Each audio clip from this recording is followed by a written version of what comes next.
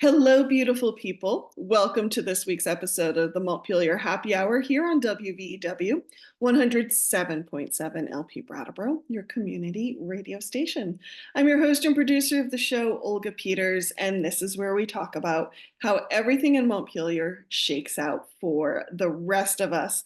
I want to welcome to the show gubernatorial candidate for the Democratic Party, Esther Charlestin. She is from the Middlebury area, chairs the Vermont Commission on Women, is a former member of the Middlebury Select Board, as well as an educator and teacher. She used to work in Middlebury school system as well, and also is the owner and operator, and I suspect chief bottle washer of consulting firm Conversation Compass. And as of August 13th, our winner of our Democratic primary in Vermont. So welcome, Esther. Honored to be here. Thank you for having me. It's quite a rundown of all the things you have been involved in. I have to say, it's a really interesting background. And I'm curious, I'm always wonder how people, when they look at their previous work experience and life experience, and they're considering elected office, like what part of your life experience do you think has really prepared you to serve as governor if you should win in November? Yes, I would say working with students, teachers, my experience in higher education, spent 10 years there, and I loved all that I did, navigating the hard stuff, coming up with solutions, working in crisis, but also planning ahead for the future and for what is to come. And I have two beautiful children who have inspired me to really be a part of the shift and the change that we want to see. And in thinking about the future of Vermont, I said, I want to be engaged. And so I decided to go for it. And of all the ways to serve your community, you served on the select board. People can also volunteer at the local library. I mean, there's so many ways to serve your community. What is it about elected office and governor specifically that called to you? As I think about what we're missing in our state, there's so many gaps, and our current leadership has a leadership model of veto, not working with our legislators. And as I see the gaps, and it feels like a kind of a blame culture, I wanted to be that shift and making sure that, okay, what does Vermont need? Vermont needs a leader that's a visionary, that sees something different and is willing to work with our legislators our legislators to make it happen and create the Vermont that everybody can thrive. Mm-hmm.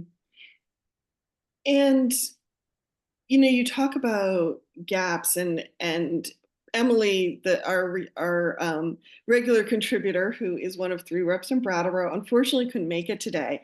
But that is something we talk about a lot, are like the gaps in the system and what we need to do to actually shift things and fill those gaps. So, kind of a two-part question, I guess, what are some of the immediate gaps that you're seeing in Vermont? Preparing our communities as climate change is real and is here, and there's no avoiding it. And so making sure that we have climate resilient communities, attainable housing for all. So making sure that making sure we have a better housing stock, but also the affordable housing for folks who can't afford $3,000 in rent, as it's going up, all the way up. And so how do we support folks to stay and live here? And then thinking about our education system and the way we fund it is not sustainable. And so how do we work together to create a way to make sure that property owners are not feeling that burden? Mm-hmm. Thank you. And what are, and I realize I asked this question of someone who, if you are elected and become governor, you will be one person. in a larger system. And so the magic wand won't be yours to wave alone. But I am curious, when you look at these issues and as you said, kind of shifting the system, are there specific places or specific levers that you would like to pull that you think would shift things for the better? Mhm. I think beginning with having a relationship with our legislators, I That does seem kind of basic. yeah, no, honestly, it's so important. And working collaboratively, I think changing the culture completely in that sense would be my first thought. Like, how do we work together to make sure we can do the work that we need to make Vermont a better place? I think that is a huge piece. Another piece I think about is in our education system, appointing another Secretary of State, Secretary of Education, not Okay. Secretary of State. Oh my gosh, I I love was Sarah. I was wondering where you would go with that. That was I interesting. love Sarah Copeland. Kansas, she's amazing. She's so supportive. But what I meant was a Secretary of Education, and work again back to working with legislators, like really respecting, okay, if there's a no, why is there a no? Well, um, is where I would start, is where I would start. Thank you. You know, one of the things I was noticing on your website, your campaign website, and probably listeners are so tired of hearing me say that, is sometimes I think we all use language that everyone nods and's like, yeah, yeah, totally agree. And yet, how we define some things or how we believe to bring them about are not necessarily the same thing. And a couple of things that stood out for me in your website was livability was one of them. And I think for me that kind of hooks into like affordability and how do people thrive in Vermont. And I think that is one of the things that a lot of us would agree on, but not necessarily see the same path forward. So when you talk about people thriving and livability, how do you define that? And what would that look like in someone's daily life for you? Yeah, I would bring it back to being able to afford their bills and making sure that people have the support that they need as far as rent, utilities, taxes, figuring out other avenues to help folks, making it more affordable. How do we partner? I think about Champlain Housing Trust. How do we make folks who are renters become owners, but people who are in their house staying in their house? I think about elderly who are on fixed income and don't have other ways to make more money, making sure that they can stay where they are. So from people with new families to people who are aging, how do we make it so that everybody can be okay and have their basic needs met, such as housing, food, and clothes. And then I also think about polluters. I think about making sure that they pay up so that we can create this climate resilient community that we dream of, so that folks, the flooding that's happened, especially over the last 2 years, won't have as bad of an impact as it has over the different communities such as Barrie. And so that's what I see so far. Mhm. Oh, I cannot forget childcare. Oh my gosh, yes. Yes, childcare. So in thinking about childcare, making sure that folks are able to afford um, the daycare bill, especially if you have multiple children, but Mhm. supporting them in that. There was, again, going back to your campaign website, this intrigued me, and I'd love if you would outline it a little bit more. And I'm paraphrasing, so if I don't get it correct, please correct me. Yeah. When you mentioned polluters and building a more climate resilient community, you had mentioned on your website an example using Superfund. Hmm. Could you talk a little bit more about that? That was interesting. Yeah, so the Climate Superfund Act has passed, so that's really good. And what it does is it empowers our Attorney General, Charity Clark, to really go after those who have really, there's evidence to say that they contributed to a lot of our climate change. And so going after them to make sure that we get the money we need and deserve. And then using that money for other climate resilient actions. Yes. Yeah, thank you. Um, what, one thing I think is tough when someone is running a campaign, especially as someone who is new, it's all like incumbents always have the upper hand, I think, in campaigns. What what is it that you want people to know about you and the way you approach issues and the way you approach conflict that can help them understand like who you would be as a governor? Yeah.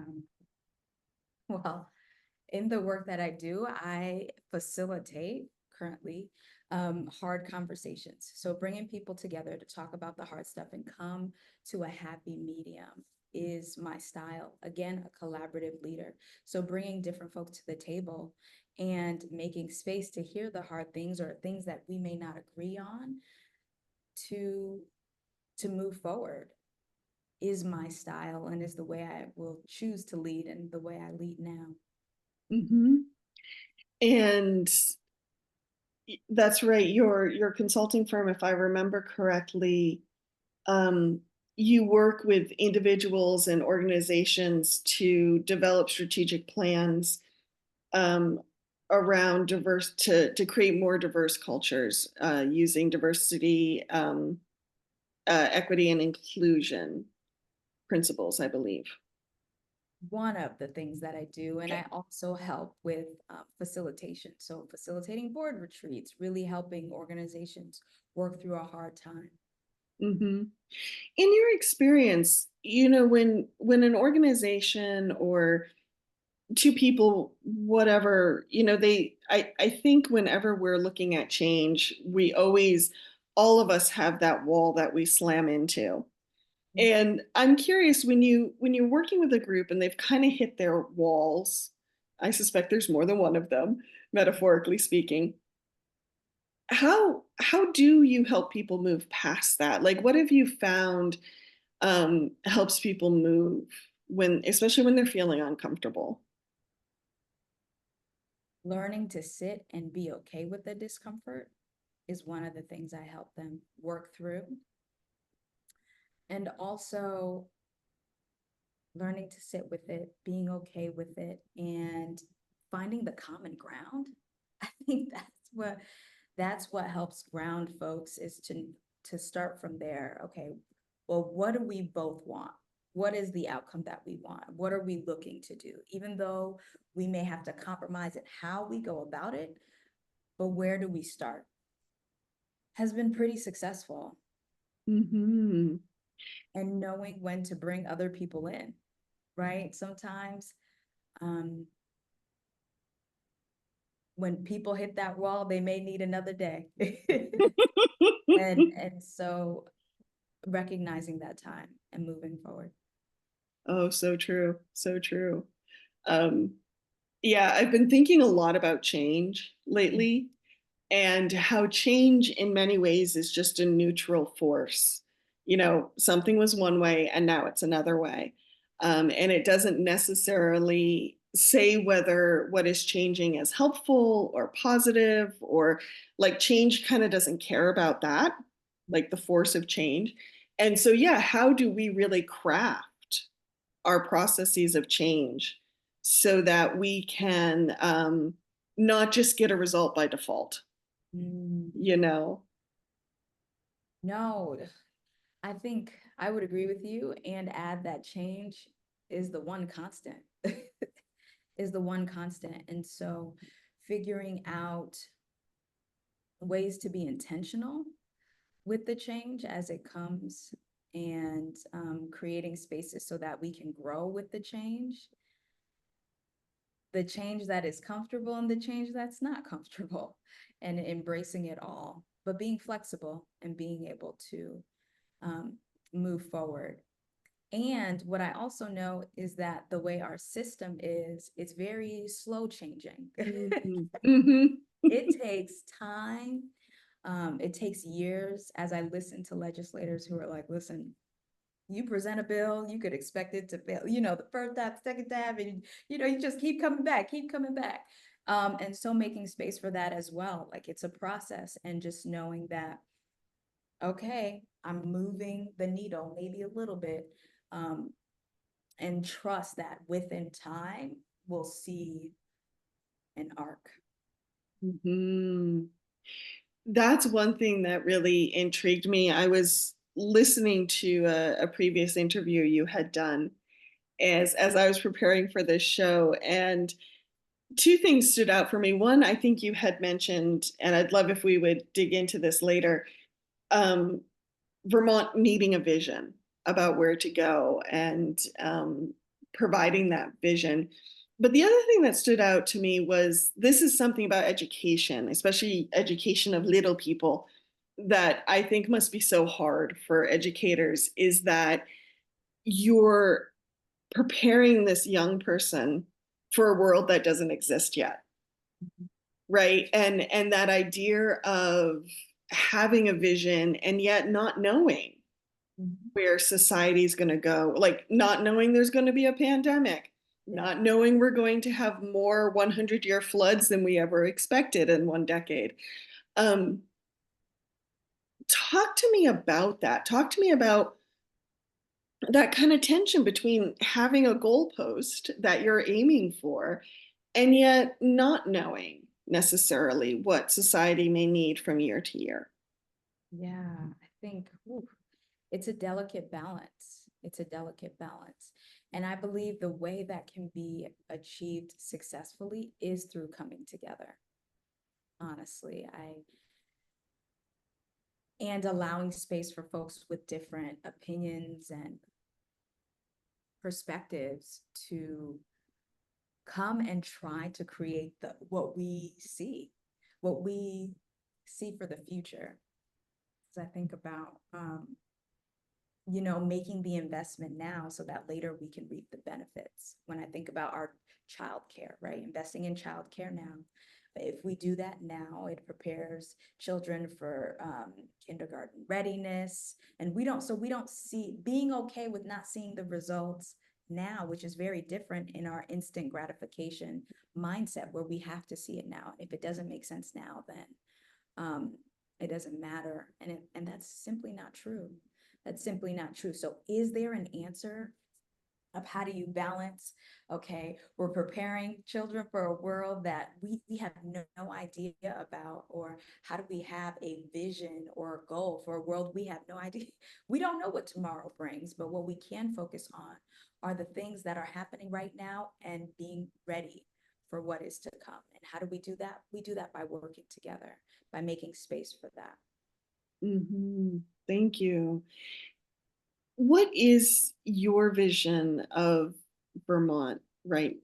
When you think of the Vermont 20 years from now, what what do you see, or what are you hoping for?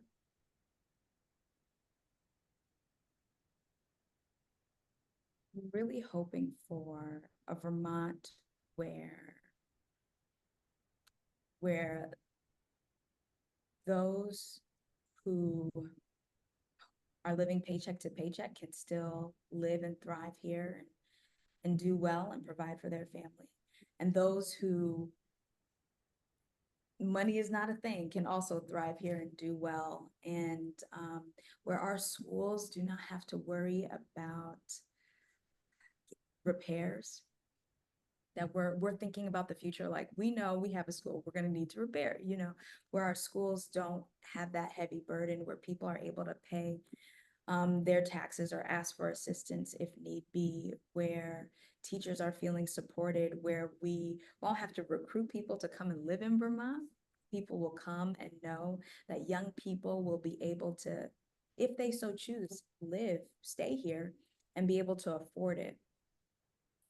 Mhm. And just a place where we can all thrive. And again, that's big picture, but it starts with all the little things, all the little things. Mhm. What are some of the little things right now Mhm. um, that you see that are perhaps creating the struggle that many people, or contributing to the struggle that many people are feeling right now?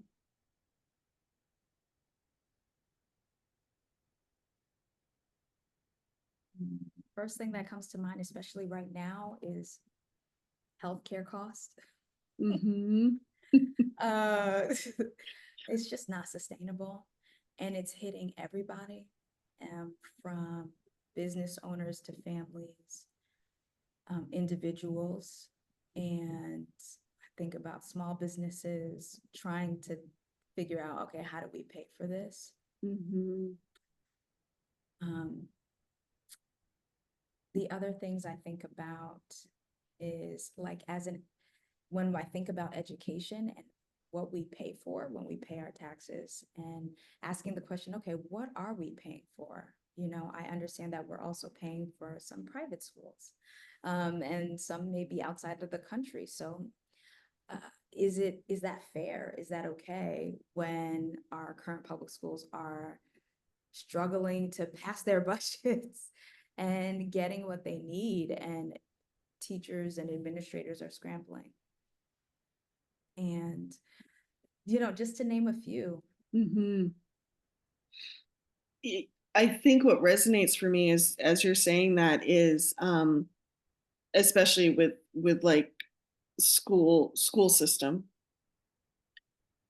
So much of what we do in our lives we've inherited from the people who came before us, positive and negative. And I don't know that we always stop to examine how those things came about. Mhm. And maybe there were some good reasons why those things came about, and there were some not so great. Like, it's probably a mix for a lot of these things. Um, and so it's that idea of unexamined stories. And I don't know, that's just kind of what you said is resonating with me. I don't know if that resonates with you at all, It or does. It does. As our systems they're not created to reflect and see, okay, is what we're doing now working, even though it may have worked 20 years ago. Mhm. There is no time or space to really question or ask. And so it's just going like it went, it's just going. We're going to keep going and going until, crisis. So, Right. um, how do we be more proactive? And that's what I'm hoping to bring too. How do we be more proactive and not passive? Mhm. Yeah, it's that kind of idea of default versus Yes, consciousness. yes, yes, yes, Mhm. yes. We we have just under 5 minutes before the end of this first half. It always goes quickly. I know. Uh, and so for you, what just right now, based on some of the things we've talked about, what do you think is important for listeners to understand? Either about how you will approach government, systems change, just kind of what are you sitting with right now and what are you thinking about?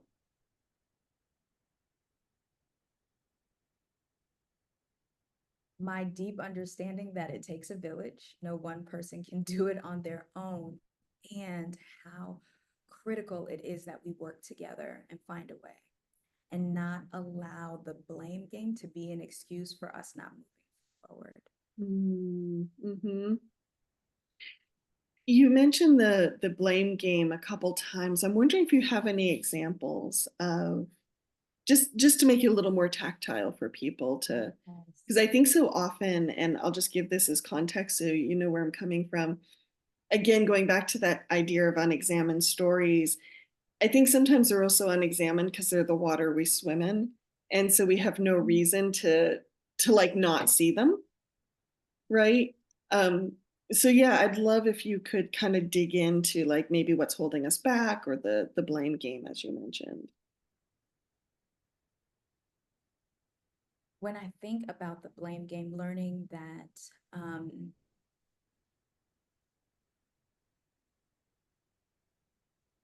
our current governor, when a veto happens and or things do, and there's a override, and instead of a conversation of, okay, how do we make it so that we can come to the table and we don't have to get to a veto session, but by the time we get there, we're on the same page, and how do we work together throughout the year?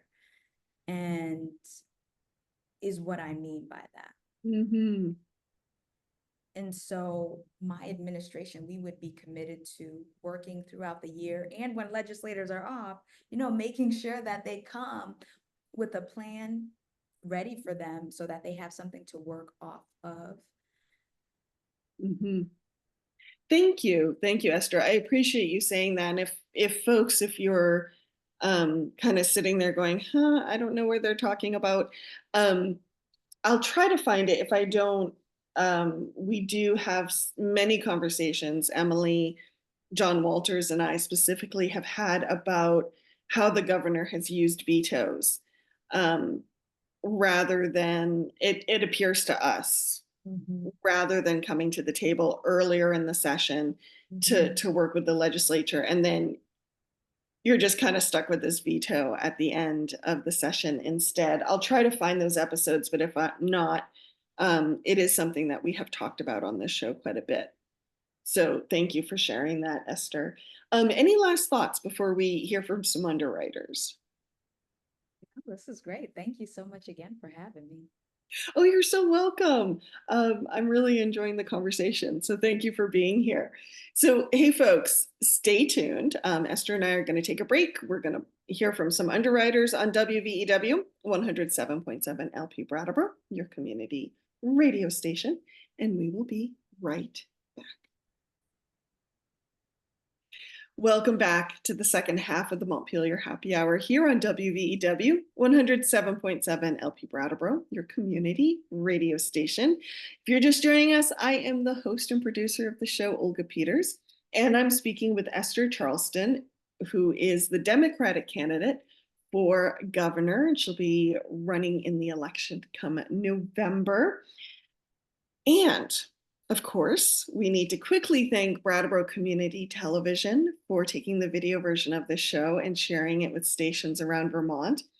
And since my lovely uh, contributor, Emily Kornheiser, can't be here right now, it falls to me to say the views and opinions of everyone on the happy hour are those of the host and the guests, and no one else, not the platform, not their employers, not their coworkers, not their family members, their pets, or their houseplants, or anyone you could think of. So, Esther, thank you so much for being here. And again, congratulations on winning the primary. Thank you. I would love to talk about a little bit, as listeners have heard me say, I often feel that I'm a Vermonter by default Mhm. because I grew up here and, family, all that stuff. But I know you moved from, I believe it was Rhode Island to Vermont just before the pandemic. Mhm. And so you're kind of a Vermonter by choice. And I'm curious for you, what made you choose Vermont and why do you keep choosing Vermont? Oh, I love that question.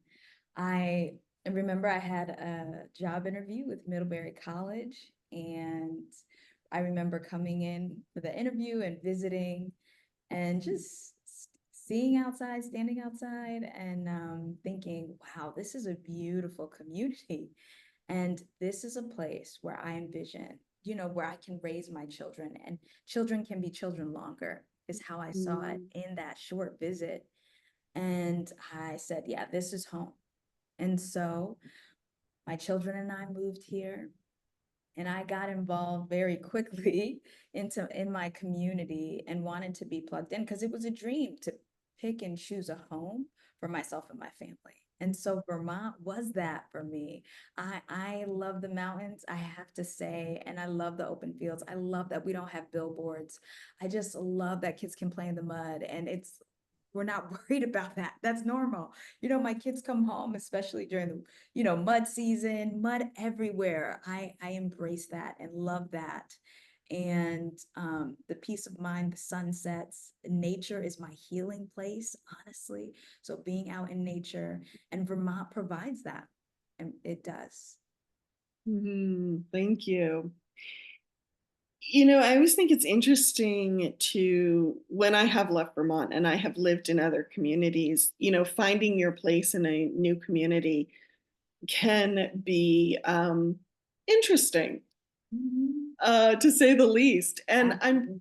curious, I sometimes feel that in Vermont, it's a place that once you're part of the community, like you're there Mhm. and you are a part of the community and like you kind of belong to each other. But sometimes I wonder what it's like to make home in Vermont as a new community member. Were there places that was easy? Were there places where that was hard? What was that like? Well, I had a lot of coffee dates. I I love meeting people, and I love, if I connected with you at the grocery store, hey, you want to grab a coffee? And so I joined a church community. I became the member of the Champlain Valley Unitarian Universalist Society.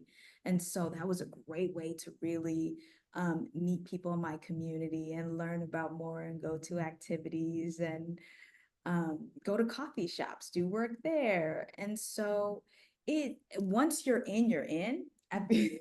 But getting in is definitely an uphill battle. But I was able to find my people, which is awesome. And then, once we connected, then it's like, oh, come over and you can meet so and so, and you can meet so and so, and then you learn, it's so that was how I got connected, and it was amazing. Thank you. Yeah, it's funny when I have lived in like larger cities and have talked to new friends about, okay, we have to build community. Let's and the blank look on the face, Yeah. like what? You're actually trying to meet Oh, I get that. Yeah, yeah. It's not the same everywhere. And I think that's what I love about Vermont is the aspect of community is so important. And especially because we hibernate in the people. Oh, we do. winter. You're like, where is everybody? Um, but when you find that community and just support each other and really be there, it's always a pleasure. But it is so different in other places where they don't look at community the same, especially in larger cities. Mm-hmm. Well, the other reason I asked that too is, as a state, we are trying to shift some of our demographics and attract more people, especially young families and workers to the state. And I have in my other life with Vermont Business Magazine, I've interviewed a number of organizations that's what they do. They're working with the state. I think it's the Think Vermont um, website to create, I don't know, some of them call it like a concierge welcome service. Some people call it a welcome wagon. Um, but how do you actively like attract people to your community and then help them find their home Yeah. within that community? And sometimes it's been successful and sometimes it's not. Mhm. And that too is also why I'm always curious when someone chooses Vermont as a home, like what was easy about that and what was hard, you know? Yeah. I would say for me, what was hard was kind of being away from my family, Mm, but having a good, it was, I had a great job at the college. at that time. And so um, it was worth it. And I was extrovert, really into like creating my community. So I was like, I'll figure it, I'll bring the people together. And but what was hard was not having family close by. But my family was really supportive of me traveling and making Vermont home. Fantastic. What also has been hard is finding my path to um, and not really finding my path. I am a Black woman. And so, in a predominantly white space. And so, um, not everybody's okay with that. And, Right. and so really taking up space but doing it in a way where it's like, no, I'm here and not alone. There's a whole bunch of us who want to be here and we love it here and we want to make it home. So, Mhm. so there has been its challenges. And I I refuse to believe that one defining moment is all of my experience here in Vermont. The good absolutely outweigh the hard. Mm. Thank you, Esther. Yeah, I think that harkens a little bit to some of what you experienced in the Middlebury school system, Mhm. that you came up against some overt and probably covert racism, and actually chose to step down from your position, which I can only imagine must have been heartbreaking because it sounded like a really interesting work that you were doing. Um, but one thing I think you said in an op-ed that you wrote for the Addison Independent after stepping down from that job was you had said, and again, correct me if I'm wrong, that the fact that some of these incidents had happened, like one of the students had written the N word in the school bathroom directed at you, um, which,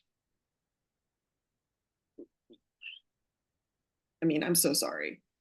Um, but one of the things you had said in the op-ed was you weren't so upset that these incidents had happened, but that there weren't systems in place to support you and students when these things happen. And that really stood out to me. And again, coming back to that idea of system change, Yes. and the water we swim in. And I can only imagine the number of people you brought it up to, and they were like, what? Yes, yes. Yeah, if you And don't mind talking more about that, I'd love to hear yeah, about. absolutely. And I think it is the systems because those things do happen. In me choosing to live in Vermont, I do acknowledge that, hey, this will be a part of your experience. That, are you okay with it and really figuring it out, but not having the systems in place to support folks was the that was the issue for me. Mhm. And in talking and in me bringing it up, I've learned that there was a lot of people who were going through the same thing, who felt like they were isolated. And system change, again, is moving the needle, um, is the way that we make lasting change because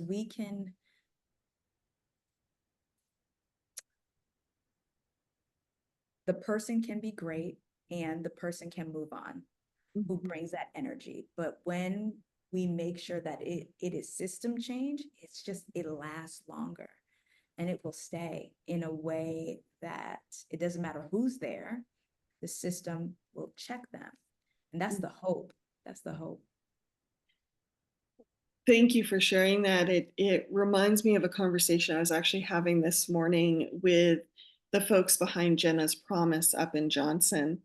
Yeah. Are you familiar with Jenna's Promise? I am. I actually facilitated a retreat there. Oh, how cool! How I've cool! been there. It's a beautiful space. Yes. And I think it's a very interesting program. And the reason I'm bringing it up, and for those who aren't familiar with Jenna's Promise, it is a program that helps specifically women in recovery. uh, move from the beginning of their recovery into a place where they can lead self-directed, self-sustaining lives in a really amazing, positive way. And I think, one thing they're talking about is how do we change the system of recovery, Yeah. to support people. And the thing that I kept hearing that was so amazing was, they were talking about their services and their kind of their wraparound services, which is a buzzword we hear a lot. Yes. But what it really, how people can thrive when they have a system that catches them when they're struggling.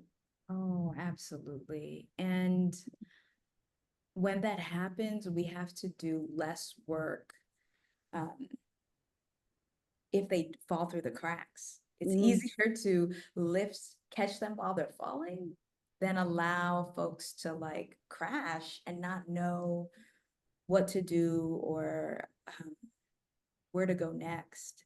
And so I love hearing about the wraparound system. I truly believe in that. And it makes me think of even in education, right? If a child is hungry, they're not going to do math. I'm sorry.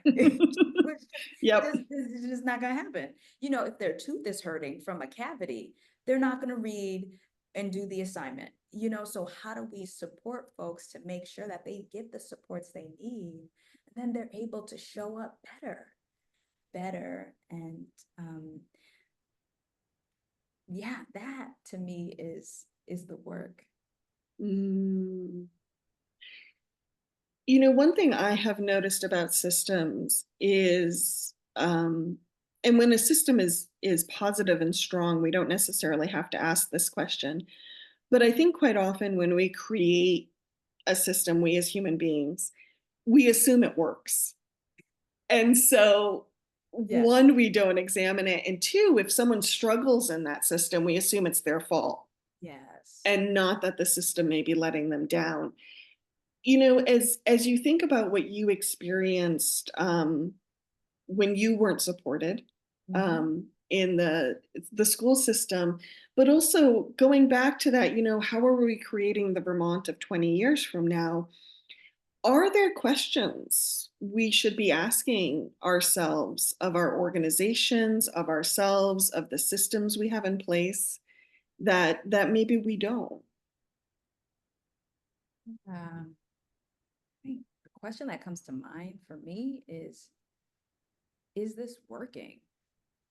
And does it work for the world we have now? So creating within the system, creating an avenue so that we can reflect on it Mm, and making sure that it is a part of the process would be so important. So is it working and is it working for what we need today? And does it set us up for tomorrow?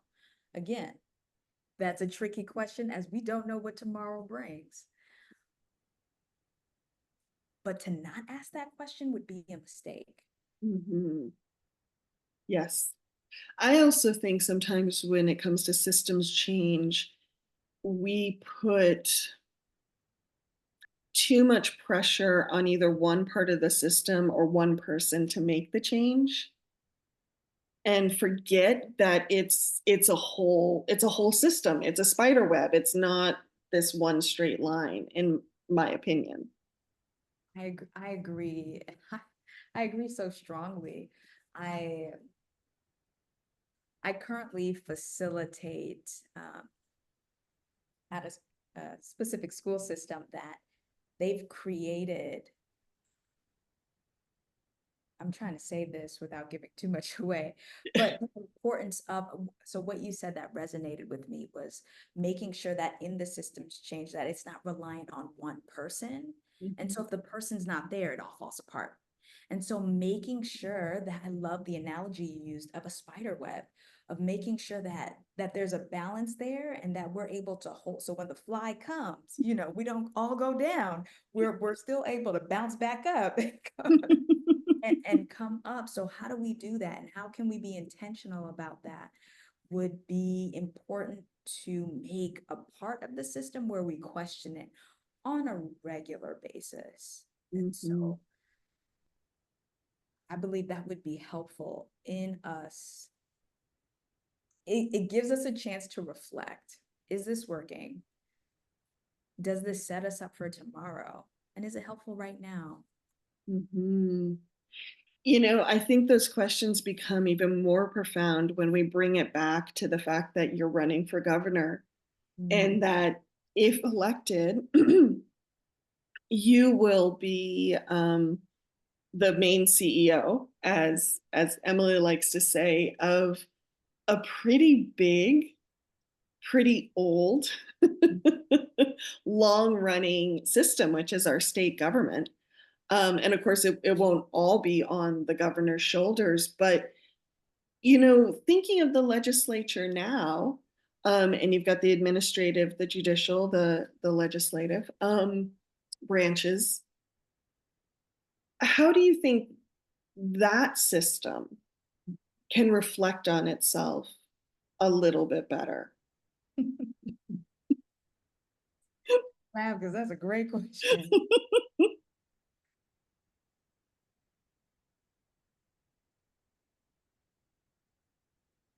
Would say getting folks to a place where they feel like that is a priority. But being the governor, I mean, you could really implement some things to and work together with folks to make that a reality. But to make helping folks to prioritize that self-reflection piece and make it a part of the process, I think it would begin. Well, the way I envision it is um,